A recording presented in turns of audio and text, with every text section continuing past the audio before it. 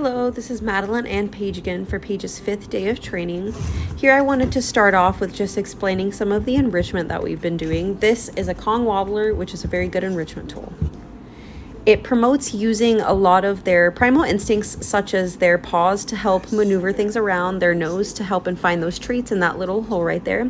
So the goal is to stick the treats inside, and we have to get Paige to take the treats out by herself. As you can see, I'm using a lot of mimicry to try and show Paige exactly what the wobbler is, show her how it works, show her what it can do, as well as there's a very big reward inside. She knew there was definitely something inside, but I wanted to show her how to problem solve and get to it. The problem solving is our key. That is a very big independence and confidence builder, and we want to show Paige how to problem solve and not become frustrated and overwhelmed very easily. We want to show her how to emotionally regulate, but also be very patient. And as you can see, Paige is very smart, and she definitely picked it up very quickly. She still hasn't gotten the hang of how to get all the treats out, but she's still figuring herself out and staying curious, which is exactly what we want. We want Paige to learn how to problem solve and trust her own decisions, as well as trust her decision making itself and feel independent in her decisions themselves, and know that if she makes a decision, she will stay confident the entire way and that insecurity won't bring her down.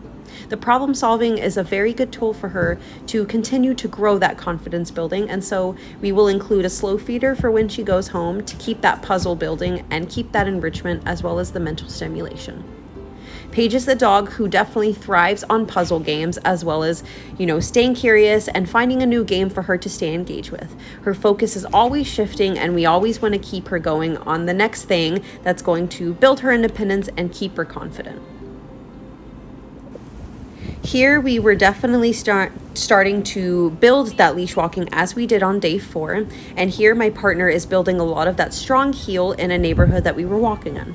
So as you can see, even from a day, she has definitely greatly improved, such as this turn right here, and she did a nice and beautiful heel. Her eye contact, as you can see, is very, very much getting better, and she is enjoying those walks. As you can see, her tail is, wagging, and she is sitting on cue, and that is a natural state.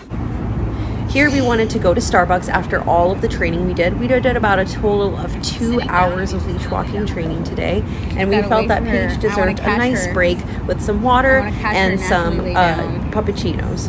We wanted Paige to get used to being neutral in an environment, and after a long day of training, she was already very exhausted, and we wanted to use that to our advantage.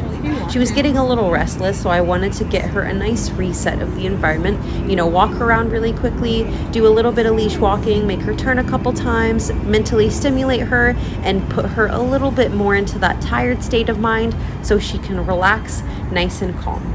We want Paige to reach a point where she can become neutral in very exciting situations, such as going to a dog-friendly restaurant or taking her somewhere where she can relax and eat dinner with the family or sit outside at a park nice and calmly.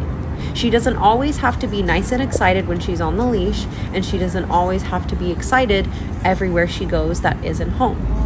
We want to show Paige that she is okay to feel confident and independent in these very overwhelming and overstimulating environments, and that she can trust her decisions with staying calm and even taking a nap next to traffic or with a lot of people or kids screaming at a park.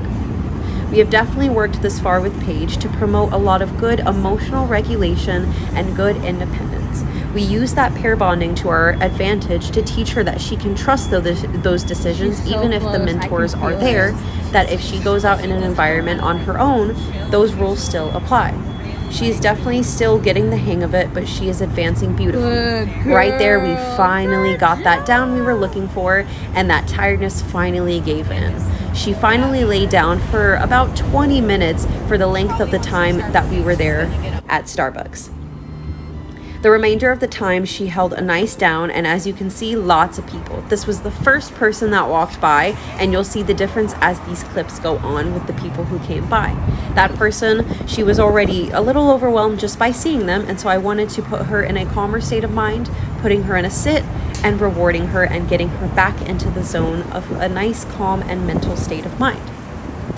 We wanted to try and promote Paige coming back from something that was a little insecure building for her and try and get her nice and calm again.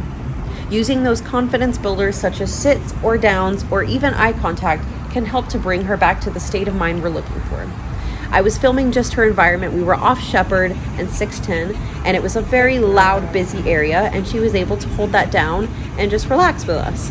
The wind was very good outside, and so it was nice and breezy, and she got to relax and just hang out for the remainder of that time and just take a nap.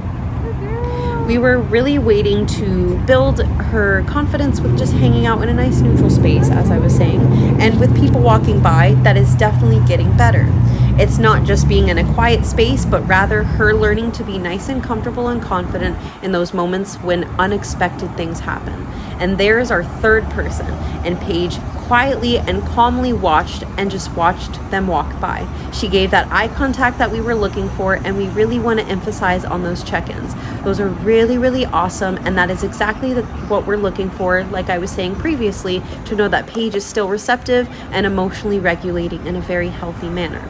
As you can see, there is still so much constant traffic going in the background, and Paige is not even worried or concerned about it at that moment.